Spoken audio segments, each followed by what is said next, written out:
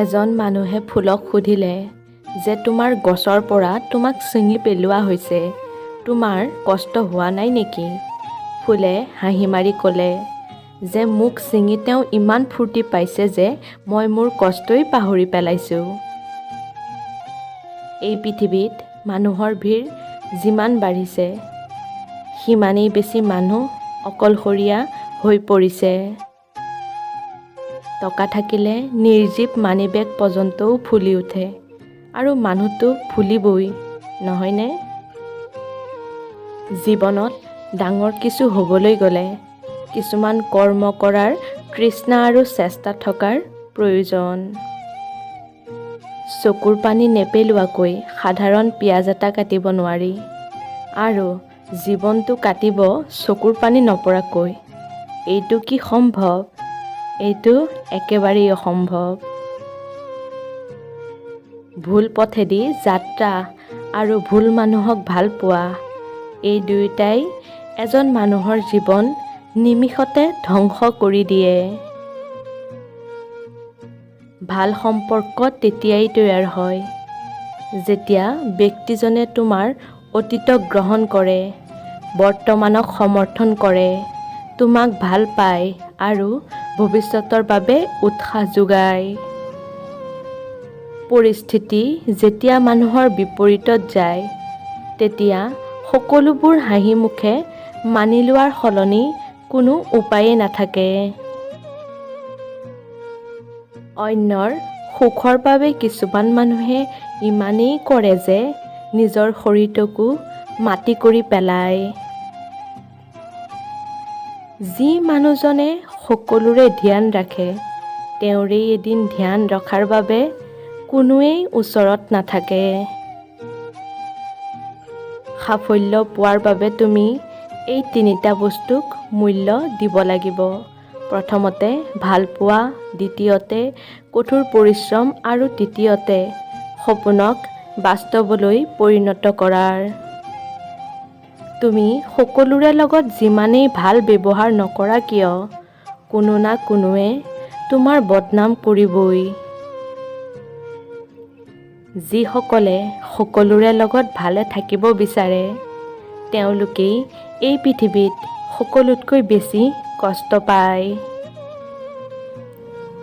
স্বামী আৰু স্ত্ৰীৰ মাজত যদি ভাল পোৱা নাথাকে, সেই সংসাৰ যিমানেই নামী দামী হওক আৰু যিমানেই টকা নাথাকক, সেই সংসাৰত সুখ কেতিয়াও নাথাকে।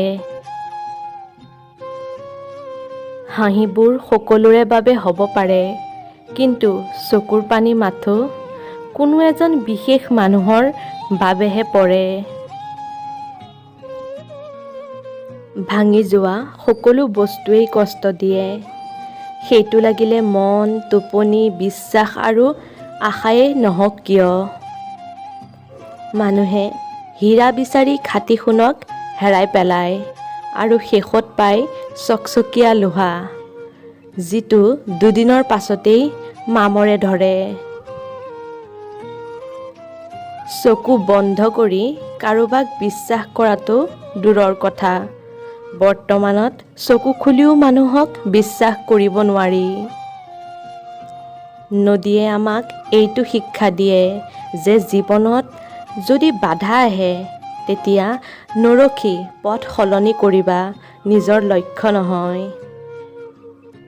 যদি 5 ছেকেণ্ডৰ হাঁহিত ফটো সুন্দৰ আহিব পাৰে, তেনেহ'লে ভাবক যে সকলো সময়তে হাঁহি থাকিলে জীৱনটো কিমান সুন্দৰ হ'ব পাৰে।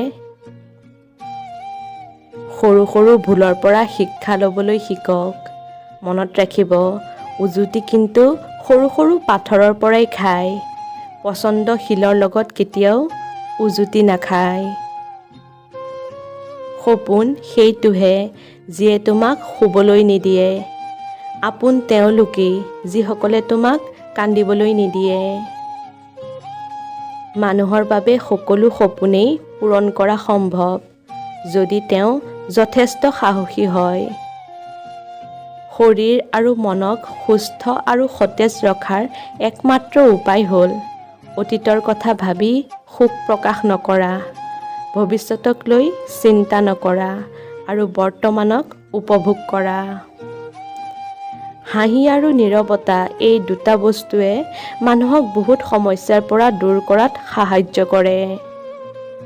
মানুহে যিটো প্ৰকাশ কৰে বহুত ক্ষেত্ৰত সেইটো তেওঁৰ আচল ৰূপ নহয়। মানুহে যিটো লুকুৱায় সেইটোহে তেওঁৰ আচল ৰূপ বা চৰিত্ৰ। সময়ৰ লগত সকলোবোৰ ঠিক হৈ নাযায়। কেতিয়াবা কেতিয়াবা সকলোবোৰ শেষ হৈও যায়। দোষ কিন্তু কাঁইটৰ নহয়, আমিবোৰেহে সেই কাঁইটৰ ওপৰত ভৰি ৰাখোঁ। কাঁইটডালটো নিজৰ ঠাইতেই থাকে।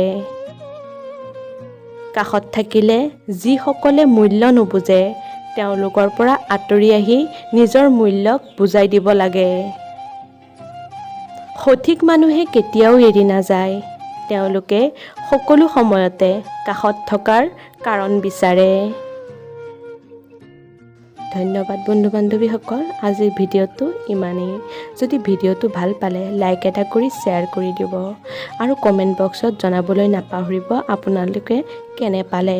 আজিলৈ আহিছোঁ, পুনৰ লগ পাম নতুন এটা ভিডিঅ'ৰ সৈতে।